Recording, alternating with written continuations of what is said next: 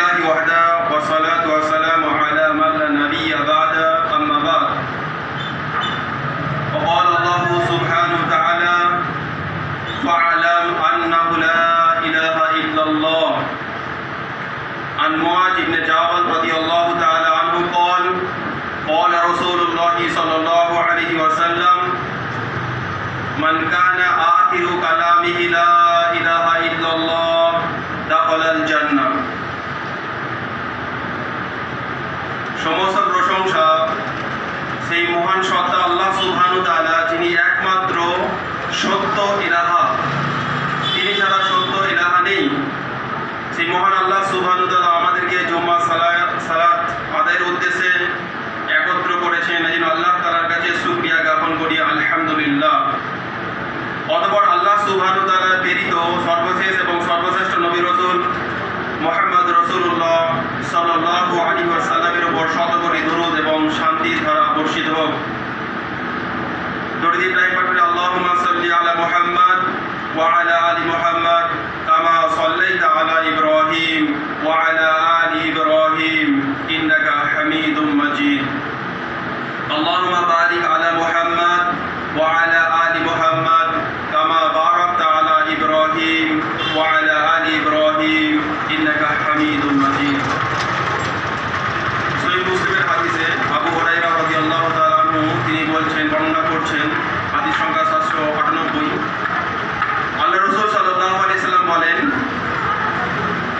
মান সাল্লা আলাইয়া ওয়াহিদা, যে ব্যক্তি আমার উপর একবার দরুদ পাঠ করবে, একবার দরুদ করবে, সাল্লাল্লাহু আলাইহি আশরা, আল্লাহ সুবহানাহু ওয়া তাআলা তার উপরে 10 বার রহমত নাযিল করবেন বা বর্ষণ করবেন। তাহলে যে ব্যক্তি দরুদ পড়ে এটা তার জন্য ফায়দা, আল্লাহ সুবহানাহু ওয়া তাআলার তরফ থেকে তার উপরে রহমত শান্তি অবতীর্ণ হবে 10 বার। এবং নাসাইর হাদিসে এসেছে 1297, ওই হাদিসে আল্লাহ নবী সাল্লাল্লাহু আলাইহি ওয়াসাল্লাম তিনি বলেছেন, যে ব্যক্তি আমার উপর দরুদ পড়বে, সালাত করবে, তার উপরে 10 বার রহমত নাযিল হবে, তার 10টা গুনাহকে আল্লাহ সুবহানাহু ওয়া তাআলা মাফ করে দেবেন এবং 10টা আল্লাহ সুবহানাহু ওয়া তাআলা মর্যাদা উন্নত করবেন। আল্লাহ তাআলা তার 10টা মর্যাদা দেবেন এবং কিয়ামতের দিনে সুপারিশ পাওয়ার হকদার আছে অন্য রিওয়ায়াতের মধ্যে। তো দরুদ পড়ার অনেক ফজিলত আছে হাদিসের মধ্যে, কিন্তু সহি দরুদ পড়তে হবে। সমাজের মধ্যে একটা দরুদ প্রচলিত আছে, যেটা উর্দু, বাংলা, আরবি মিক্স করে, এটা অনেকে হয়তো জানেন। তো এই যে দরুদ পড়লে সেই ফজিলত পাবেন না। কোরআন সুন্নাহয় যে দরুদের কথা অনেক কটা এসেছে, সেই দরুদ পড়তে হয়। তার মধ্যে সবথেকে উত্তম দরুদ হচ্ছে দরুদ ইব্রাহিম, যেটা সালাতে নামাজের মধ্যে পড়া হয়। আর নবীর নাম শুনলে সাল্লাল্লাহু আলাইহি ওয়াসাল্লাম, এই যে দরুদ। এই দরুদ পড়ার কথা কেন বললাম? যে আল্লাহ সুবহানাহু ওয়া তাআলার রহমত বর্ষণ হবে। যে আল্লাহ সুবহানাহু ওয়া তাআলার রহমত কি জিনিস এটা আমরা বুঝে উঠতে পারি না, যে আল্লাহ তাআলার রহমত কি জিনিস, আল্লাহ সুবহানাহু ওয়া তাআলার রহমত কি জিনিস এটা আমরা বুঝি না।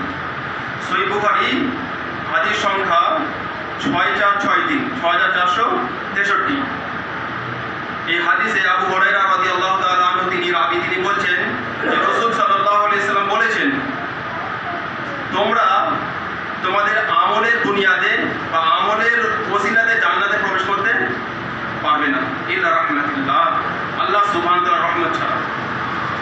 আল্লাহ সুবহানাহু ওয়া তাআলার রহমত ছাড়া তোমরা নিজের আমলের বুনিয়াদে জান্নাতে প্রবেশ করতে পারবেন না। তো তখন সাহাবারা পাল্টে জিজ্ঞাসা করলো, ইয়া রাসূলুল্লাহ সাল্লাল্লাহু আলাইহি ওয়াসাল্লাম, আপনিও? বললো, হ্যাঁ আমিও। কিন্তু আমাকে আল্লাহ সুবহানাহু ওয়া তাআলা তার রহমত দিয়ে ঘিরে রেখেছে, আমাকে আল্লাহ সুবহানাহু ওয়া তাআলা তার রহমত দিয়ে ঘিরে রেখেছে। তারপরে তিনি বললেন যে তোমরা আমল করতে থাকো, সালেহ নেক আমল করতে থাকো। তারপরে শুধু আল্লাহ সুবহানাহু ওয়া তাআলার রহমতের মুখাপেক্ষী হয়ে আমল ছেড়ে দেবে, এই মানুষটা বড় বোকা, দুর্ভাগা হবে। আমল করার পরে আল্লাহ তাআলার কাছে আশাবাদী হতে হবে।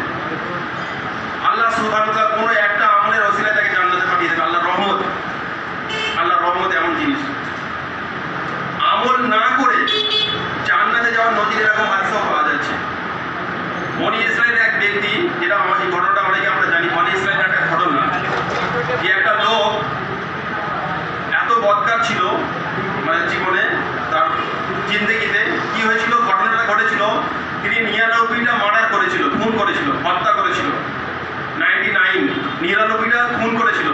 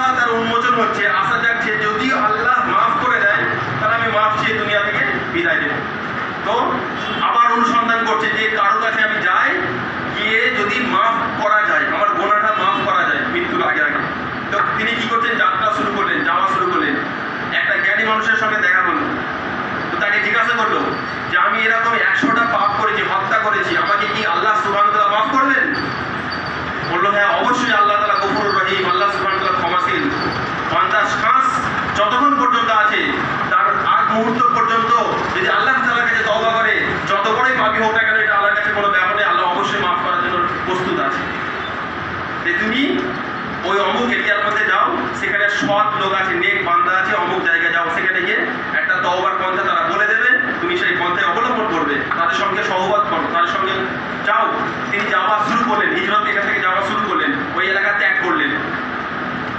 তো যাওয়া এখান থেকে শুরু করেছে, যে এরিয়ায় যে এলাকায় যাবে, তো সেই এলাকায় যাওয়ার অর্ধেক যাওয়ার আগেই তার মৃত্যুর মুখে পড়ে গেছে, অর্থাৎ মানুষটা মৃত্যুর মুখে এসে গেছে।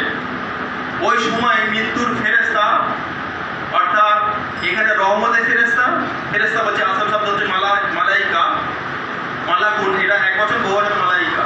তো ফেরেশতা এসে গেছে, রহমতের ফেরেশতা, আর এটা হচ্ছে আযাবের ফেরেশতা। রহমতের ফেরেশতা কেন? রহমতের ফেরেশতা রূহটাকে জান্নাতে নিয়ে যাবে, আর আযাবের ফেরেশতা রূহটাকে জাহান্নামে নিয়ে যাবে। এই হলো ঘটনা। যদিও রূহ প্রথমে কি হয়, সিজিল এবং ইলিমে থাকে, এটা একটা বিষয়। তো এই ফেরেশতা এরা দুজনা তর্ক বিতর্ক করছে বা বিতর্কা করছে দুজনের মধ্যে। তো কি হবে, এর ফয়সালা কে করবে? দুজনা দুরকম কথা বলছে। তো আল্লাহ সুবহানাহু ওয়া তাআলার কাছে এরা ফরিয়াদ করলো। তো আল্লাহ সুবহানাহু ওয়া তাআলা একটা ফেরেশতা মানুষের সকলে পাঠালেন, আর এদের মধ্যে মীমাংসা করে দিলেন। কিরকম মীমাংসা? যে তুমি রহমতের ফেরেশতাকে বললো যে তুমি যদি দেখো এই মানুষটা অর্ধেক জমিনের পরে যদি যায়, তাহলে রহমতের ফেরেশতা রূহটাকে কবজ করবে, আর অর্ধেকে যদি কম হয় যাত্রা, তাহলে আযাবের ফেরেশতা এর রূহটাকে কবজ করবে। এই হলো ঘটনা। হাদিসের হুবহু বলছি না, জাস্ট ঘটনার মূল বিষয়টা আমি তুলে ধরছি। তো তখন আল্লাহ সুবহানাহু ওয়া তাআলা এই জমিনকে হুকুম করলেন, কোন জমিন? যেটা প্রথমে যাত্রা শুরু করেছিলেন, এই জমিনকে হুকুম করলেন যে তুই সংকুচিত হয়ে যা। আর এটা সংকুচিত হলে কি হবে? ছোট হয়ে গেলে এটা বেশি হবে, অর্থাৎ আগে হয়ে যাচ্ছে। তো তুই সংকুচিত হয়ে যা, ছোট হয়ে যা, আল্লাহ হুকুম করলেন। আর আল্লাহর হুকুমে প্রত্যেকটা মখলুক কথা শোনে। তো এই জমিন সংকুচিত হয়ে গেল। ওই লোকটা হাদিসের মধ্যে আসে যে নিজের বুকটাকে, মানে মাফ চাওয়ার জন্য, তওবা করার জন্য নিজের বুকটাকে ওই যেদিকে যাত্রা শুরু করেছে ওই দিকে বুকটাকে ঠেলে দিয়েছে, যে আমি রহমত, মানে আমি মাগফিরাত করতে চাই, নিজের গোনাটাকে মাফ করাতে চাই আল্লাহর কাছে। এইটা মৃত্যুর সময়ও সে দেখাতে চাচ্ছে, নিজের বুকটাকে ঠেলে দিয়ে এরকম ভাবে ওই জমিনের দিকে আছে। তো এই জমিন সংকুচিত হয়ে আল্লাহ সুবহানাহু ওয়া তাআলার দয়া, যে মানুষটা ওই অর্ধেকের বেশি হয়ে গেছে, ফেরেশতারা মাপযোগ যেটা হয়েছে সেটা বেশি হয়েছে। তো আল্লাহ সুবহানাহু ওয়া তাআলা এই ব্যক্তিকে মাফ করে দিলেন। সুবহানাল্লাহ। কি করেছিল? তওবা করেনি, এখনো ইস্তেগফার করে না, গিয়ে কান্নাকাটিও করেনি, কিভাবে তওবা করতে সেটাও করেনি। তওবার নিয়ত করেছে, তওবা করতে যাচ্ছে অমুক এরিয়ায় সৎ লোকদের কাছে, তার আগেই মৃত্যু এসে গেছে। তো আল্লাহ সুবহানাহু ওয়া তাআলা একেও মাফ করে দিলেন। এটাকে বলে রহমত, এটাকে বলে রহমত। এরকম অনেক কটা ঘটনা আছে, তার মধ্যে আরেকটা ঘটনা সংক্ষেপে বলছি। সেটা হলো এটা, বনি ইসরায়েলের এক লোক ছিল, সে শুধু পাপ আর পাপ করেছিল। মৃত্যুর সময় তার সন্তানদেরকে ওসিয়ত করে যাচ্ছে যে আমার মৃত্যুর পরে আমার এই মরা লাশটাকে তোমরা মাটির মধ্যে পুঁতে দেবে না। তখনও মাটির মধ্যে কবর দেওয়া হতো, মানে পুঁতে দেওয়া হতো। আমাদের মতো পদ্ধতি নয়, তখন মাটির নিচে পুঁতে দেওয়া হতো। তো এই লোকটা তার সন্তানদেরকে, ছেলেদেরকে বললেন যে আমার মৃত্যুর পর আমার লাশটাকে মাটির মধ্যে ঢুকিয়ে দেবে না। কেন? যদি মাটির মধ্যে ঢুকিয়ে দাও তাহলে আল্লাহ কি আমাদের ময়দানে তুলবে, তুলে হিসাব নেবে। তারা এই একটা বিশ্বাস অন্তরের মধ্যে এই জন্য বলছে। তো তখন ওই লোকটা বললো যে আমার লাশটাকে জঙ্গল থেকে কাঠ জোগাড় করে পুরো পুড়িয়ে ছাই করে দেবে, যেটা হিন্দুরা করছে। তো পুড়িয়ে ছাই করে দেবে, আর ছাইটা খুব জোরে যখন হাওয়া আসবে নদীর ধারে গিয়ে নদীর জলে আর হাওয়াতে ভাসিয়ে দেবে আর উড়িয়ে দেবে, যাতে আল্লাহ না ধরতে পারে। মানুষের বিশ্বাস কি আল্লাহ যাতে না ধরতে পারে? কারণ আল্লাহ সুবহানাহু ওয়া তাআলা যদি আমাকে ধরে তাহলে এত আযাব দেবে, এত শাস্তি দেবে যে আমার থেকে বেশি আযাব আর বেশি শাস্তি কাউকে দেবে না। এই লোকটার অন্তরে একটা ভয় আছে আল্লাহ সুবহানাহু ওয়া তাআলা এক সত্তায় বিশ্বাস আছে, আর ভয় আছে যে আল্লাহ তাআলা পাকড় করতে পারে এবং পাকড় যে আমাকে আযাব দেবে, এর ভয় একটা অন্তরের মধ্যে কাজ করছে। তো তার ওসিয়ত মোতাবেক এই সন্তানেরা তাই করতো। কিন্তু এই ব্যক্তি তো জানে না যে আল্লাহ সুবহানাহু ওয়া তাআলা অনস্তিত্ব থেকে অস্তিত্ব দিতে পারেন।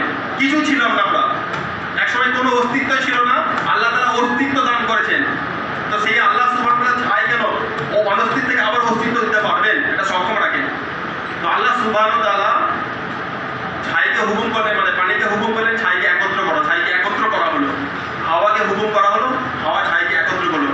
যাই হোক, লোকটার ঘটনা হলো এটা যে কিয়ামতের ময়দানে এই লোকটাকে যখন তোলা হবে, বিচারের কাঠগড়ায় ময়দানে যখন তোলা হবে, আল্লাহ নবী হাদিসে জানাচ্ছেন যে লোকটাকে জিজ্ঞাসা করা হবে যে তুমি মৃত্যুর সময় কেন এই কাজটা করেছিলে। এরকম একটা কাণ্ড, মানে পুড়িয়ে হত্যা করা আল্লাহ নিষেধ করেছে, আবার সে নিজে নিজেকে পুড়ে হত্যা করে কেন এরকম কাজ করলে।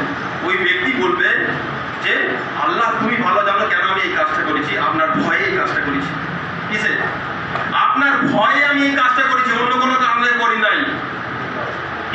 কম জোরে অনেক কিছু ভুল করেছে, কাজ সারা জিন্দগি ভুল করেছে, মৃত্যুর সময় ভুল করে মারা গেছে, কিন্তু আল্লাহ সুবহানাহু ওয়া তাআলার ভয় অন্তরের মধ্যে কাজ করেছে। এই জন্য আল্লাহ সুবহানাহু ওয়া তাআলা বললেন, যা বান্দা আমি তোকেও মাফ করে দিলাম। আল্লাহর ভয়ে মারা গেছে, শুধু পাপ আর পাপ করেছে, তওবা করেনি। মৃত্যুর সময় মৃত্যু হয়েছে কিসে? না, আল্লাহ সুবহানাহু ওয়া তাআলার হুকুমের খেলাফে মৃত্যু করেছে। যিনি সৃষ্টি করেছেন তিনি একমাত্র আগুনে পোড়াতে পারেন। এই জন্য একটা হাদিসে আছে, একটা পিঁপড়েকেও পুড়িয়ে মারা যাবে না। তো এরকম লোককে আল্লাহ তাআলা মাফ করে দিয়েছে, এটা হলো আল্লাহর দয়া, আল্লাহর রহমত। আমরা বুঝে উঠতে পারি না। অমুসলিমরা যদি জানতো, যারা আল্লাহ থেকে ঘুরে আছে, আল্লাহর বান্দারা, এরা যদি আল্লাহ সুবহানাহু ওয়া তাআলার রহমত সম্বন্ধে, আল্লাহ তাআলা জান্নাত সম্বন্ধে যদি সঠিকভাবে জানতো, তাহলে কেউ জান্নাতের থেকে নিরাশ হতো না, আল্লাহর রহমত থেকে কেউ নিরাশ হতো না। যে আল্লাহ তাআলার রহমত কত দয়াশীল, তিনি কত গফুর রহিম। কিতাবুল মুফরাদ, ইমাম বুখারী রাহিমাহুল্লাহ তিনি এই কিতাবটা ওনার হাতে লেখা। এই কিতাবে 596 নম্বর একটা হাদিস এসেছে, মাকিল আল মুজানি, মুয়াবিয়া ইবনে কুররা রাহিমাহুল্লাহ ইনার থেকে বর্ণনা। মাকিল আল মুজানি রাদিয়াল্লাহু তাআলা ইনি একটা সাহাবা ছিলেন। মাকিল আল মুজানির সঙ্গে ওনার ভাইপো মুয়াবিয়া ইবনে কুররা রাহিমাহুল্লাহ তিনি যাচ্ছেন, আর যেতে যেতে ওই সাহাবী মাকিল আল মুজানি রাদিয়াল্লাহু তাআলা রাস্তা থেকে একটা কষ্টদায়ক জিনিস, একটা ডাল বা একটা কিছু কাঁটা তিনি সরিয়ে দিলেন রাস্তার ধার থেকে। তখন উনি এই কাণ্ডটা দেখলেন ওনার ভাইপো। তারপর কিছুটা যাওয়ার পরে ঠিক ওনার ভাইপো মুয়াবিয়া ইবনে কুররা রাহিমাহুল্লাহ তিনিও একটা রাস্তা থেকে কষ্টদায়ক জিনিস সরিয়ে ফেললেন। তখন এই সাহাবী ওনাকে জিজ্ঞাসা করছেন যে, ভাতিজা, যে আমার ভাইয়ের ছেলে, তুমি কেন এই কাজটা করলে? কিসে তোমাকে উদ্বুদ্ধ করলে এই কাজটা করতে? বললো, আমি আপনাকে দেখলাম এই কাজটা করতে, এই জন্য আমি ওটা করা পছন্দ করলাম। বলো, শোনো, আমি রাসূলুল্লাহ সাল্লাল্লাহু আলাইহি ওয়াসাল্লাম থেকে শুনেছি, যে ব্যক্তি মুসলমানদের রাস্তা থেকে কষ্টদায়ক জিনিসকে সরিয়ে দেবে, তার জন্য একটা নেকি লেখা হবে। কটা? একটা নেকি লেখা হবে। আর তারপরে তিনি বললেন যে রাসূল সাল্লাল্লাহু আলাইহি ওয়াসাল্লাম বলেছেন, মান তুকিবে লাহু হাসানা, যার একটা নেকি কবুল হবে, যদি একটা আমল যার কবুল হবে, দাখালাল জান্নাহ, মানুষটা জান্নাতের মধ্যে যাবে। হাদিসটা সহিহ। মানুষটা কোথায় যাবে? যার একটা নেকি বিচারের ময়দানে যদি কবুল হয়, আল্লাহ কবুল করেন, সেই মানুষটা জান্নাতের মধ্যে প্রবেশ করবে। এটা হলো রহমত। সারা জিন্দেগি পাপ আর পাপ, একটা নেকি কবুল হয়েছে, জান্নাতে পাঠিয়ে দিয়েছে আল্লাহ তাআলা। যে আল্লাহর রহমত আমরা বুঝে উঠতে পারি। যেন আল্লাহর প্রতি ভয় অন্তরের মধ্যে আনতে হবে, আর আমলের প্রতি ধাবিত হতে হবে। যেন একটা মুসলমান হিসাবে পরিচয় দিতে গেলে কমপক্ষে 5 ওয়াক্ত সালাত, এটা যে কোনো মূল্যে আমাকে আদায় করতে হবে। এটা মুসলিম থাকার জন্য। আর যদি বলি মুসলিম থাকতে চায় না, তাহলে সালাতের এখানে প্রয়োজন নেই। যেন 5 ওয়াক্ত সালাত যে কোনো মূল্যে, যেখানে আছি, যে অবস্থায় আছি, সে অবস্থায় ছাড়বে।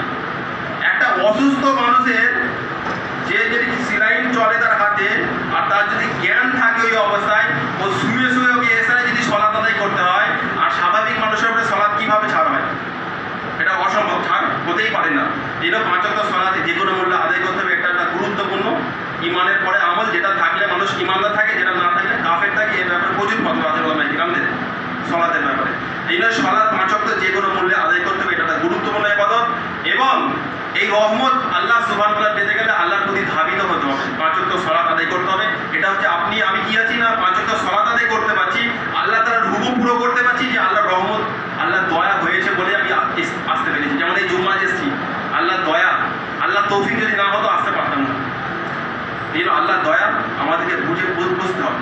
আর সব থেকে গুরুত্বপূর্ণ জিনিস সেটা হলো ঈমান, সেটা হলো তাওহীদ। সেটা হলো তাওহীদ। এর বুনিয়াদে মানুষ জান্নাতে যাবে। আল্লাহর রহমত তো অবশ্যই হবে, কিন্তু যদি তাওহীদ না থাকে মানুষটার মধ্যে, তার কোনো নেক আমল কবুল হবে না। তাওহীদ যখন থাকবে তখন নেক আমল যোগ করা হবে। তাওহীদ হলো অ্যাকাউন্ট খোলা হলো তাওহীদ। তো তাওহীদ কি? লা ইলাহা ইল্লাল্লাহ।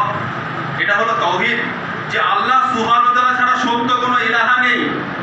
এই অন্তরের মধ্যে এটাকে বিশ্বাস করা, স্বীকার করা, এর বাস্তবায়ন করা। যে তাওহীদ, আল্লাহকে জানা সঠিকভাবে, আল্লাহ সুবহানাহু ওয়া তাআলাকে মানা, এবং আল্লাহ তাআলার হুকুমকে পুরো করা, সবকটা জিনিসকে মিলে তাওহীদ। শুধু জানলে আল্লাহকে হবে না, মেনে চলতে হবে। ওপারে মক্কার লোকেরা ভালোভাবে আল্লাহকে জানতো, যে সপ্তম আসমানের উপরে এক আল্লাহ আছে, কিন্তু এরাও আমাদের মাবুদ, তারপরে তারা কাফের মুশরিক। এই জন্য শুধু আল্লাহ, অনেক মানুষ তো আল্লাহ থেকে দিমাগ থেকে আউটই হয়ে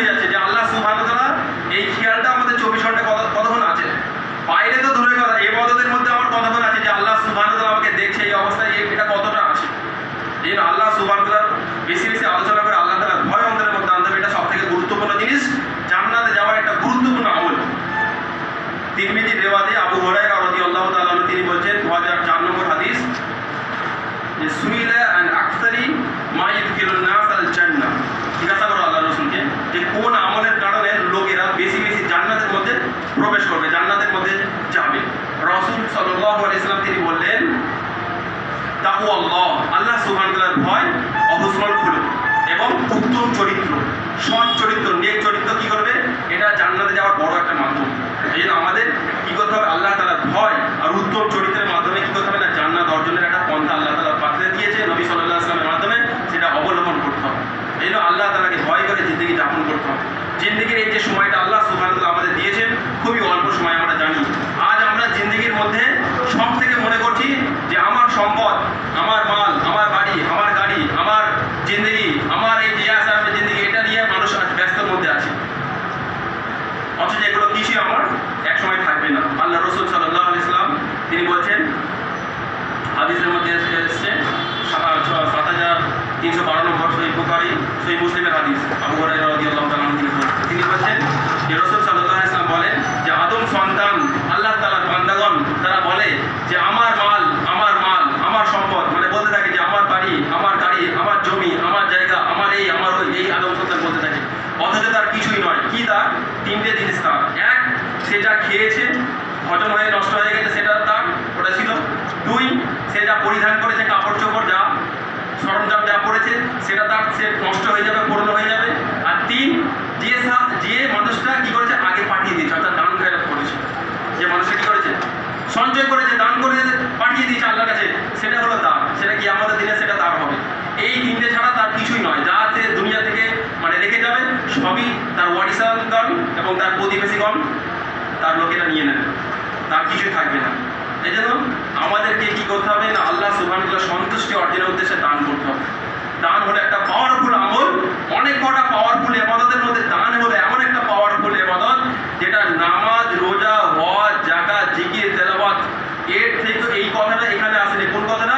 যে ব্যক্তি দান করে তার যদি কোনো পিতা মাতা, তার দাদু দাদি, তার প্রতিবেশী মানে তার আত্মীয় স্বজন যদি কেউ মারা যায় আর তার নামে তার পক্ষ থেকে আল্লাহ সুবহানাহু ওয়া তাআলা সন্তুষ্টি অর্জনের উদ্দেশ্যে যখন দান করবে, যদি কবরে আযাব হয়ে থাকে, যেরকম পানি দিয়ে মানে আগুন দিয়ে, যেরকম আগুন জ্বলছে পানি দিয়ে নেভানো হয়, তো দান করলে কবরে আযাব এরকম ভাবে নেভানো হবে। দেওয়াদের মধ্যে আসছে যার মর্ম। তো দান হলো এত একটা পাওয়ারফুল ইবাদত যেটা দান সদকার মাধ্যমে কবরে আযাব কি হবে না, মাফ হয়ে যাবে। এটা একটা এত পাওয়ারফুল ইবাদত। এইবার সামনে আমাদের একটা সুযোগ, আলহামদুলিল্লাহ আল্লাহর রহমতে এখানে একটা মসজিদ হচ্ছে। এই মসজিদে প্রত্যেকেই দান করবে না। যে ধনী মানুষ আছে সে তো 10 লাখ টাকা দেবে, 1 কোটি টাকা দেবে, কিন্তু যে গরিব মানুষ আছে যদি সামর্থ্য থাকে তো 1 টাকা দেবে। 1 টাকা তো দূরের কথা, হাদিসের মধ্যে আছে তোমরা জাহান্নামের আগুন থেকে বাঁচো একটা খেজুরের ছিলা সদকা করে হোক, একটা খেজুরের টুকরো সদকা করে হোক, দান করে হোক, জাহান্নামের আগুন থেকে বাঁচো। এই দান এত পাওয়ারফুল একটা ইবাদত। এবং এই দানকে আল্লাহ সুবহানাহু ওয়া তাআলা 1 টাকা দান করবো, আল্লাহ তাআলা এটাকে বাড়াবে। যেরকম ভাবে আমরা গরুর বাচ্চা অথবা ঘোড়ার বাচ্চাকে পালন করে যেরকম বড় করি, তো আল্লাহ সুবহানাহু ওয়া তাআলা দানকে এরকম বড় করতে করতে উহুদ পাহাড় পরিমাণ করবে। কি আমাদের ময়দানে মানুষ দেখে অবাক হয়ে যাবে, আমি এই পরিমাণ দান করি নাই। তো আল্লাহ সুবহানাহু ওয়া তাআলা বলে তোমার দানকে এরকম লালন পালন করে এরকম বড় করা হয়েছে। তো এই সেই দান একটা গুরুত্বপূর্ণ ইবাদত, যেটা একটা নাজাতের একটা ওসিলা। এই জন্য সামনে আমাদের মসজিদ হচ্ছে, কথা বেশি সময় হয়ে এসছে। তো মসজিদের ব্যাপারে একটা হাদিস যেটা বলি, তো এই মুসলিমের হাদিস, যে ব্যক্তি আল্লাহ সুবহানাহু ওয়া তাআলার সন্তুষ্টি অর্জনের উদ্দেশ্যে কোনো মসজিদ বানাবে, তো আল্লাহ সুবহানাহু ওয়া তাআলা জান্নাতে তার ঘর বানাবে। সুবহানাল্লাহ। যে ব্যক্তি মসজিদ বানাবে, তো ওলামায়ে কেরামদের মসজিদের সহযোগিতাও যদি করে, তো আল্লাহ সুবহানাহু ওয়া তাআলা এই ওসিলায় তাকে জান্নাতের মধ্যে ঘর বানাবে। এই একটা সামনে সুযোগ এসছে, আমরা এটা করবো ইনশাআল্লাহ। আর সাদকা জারিয়া হলো 3টে। একটা হলো নেক সন্তান রেখে যাওয়া। নেক সন্তান যদি আমি রেখে যাই, তাহলে আমার পরবর্তী চলে যাওয়ার পরও আমার সন্তানটা আমার জন্য দোয়া করলে তাতে কাজ আসবে। হুজুরদের দোয়া করলে কাজ আসবে না, কিন্তু নেক সন্তান যদি দোয়া করে রব্বির হামহুমা কামা রাব্বায়ানি সাগীরা, তাহলে ওটা কাজে আসবে। 2 নম্বর, আমি যদি সাদকায়ে জারিয়া করে যাই, কি করে যায়, মসজিদ বানিয়ে যায়, মাদ্রাসা বানিয়ে যায়, লাইব্রেরি বানিয়ে যায়, বা কোনো আশ্রয়স্থল বানিয়ে গেছি, কোনো ফল বৃক্ষ, কোনো পুকুর, যে কোনো যেটা মানুষ কল্যাণের বা সুবিধার্থে যেটা মানুষ উপকার পাবে, এরকম জিনিস যদি আমি বানিয়ে যাই দুনিয়াতে, এটাকে সাদকায়ে জারিয়া বলা হয়। এর নেকি কবরে পেতে থাকবো। আর জ্ঞানের মাধ্যমে আমার আল্লাহ সুবহানাহু ওয়া তাআলা যতটুকু জ্ঞান দিয়েছে, এই জ্ঞানটা অপরের মানুষের কাছে যখন পৌঁছাবো আর সেই মানুষটা যখন আমল করবে, এই আমল ধারাবাহিকভাবে চলতে থাকলে এর একটা অংশ আমার কবরের মধ্যে যেতে থাকবে। এটা আল্লাহ সুবহানাহু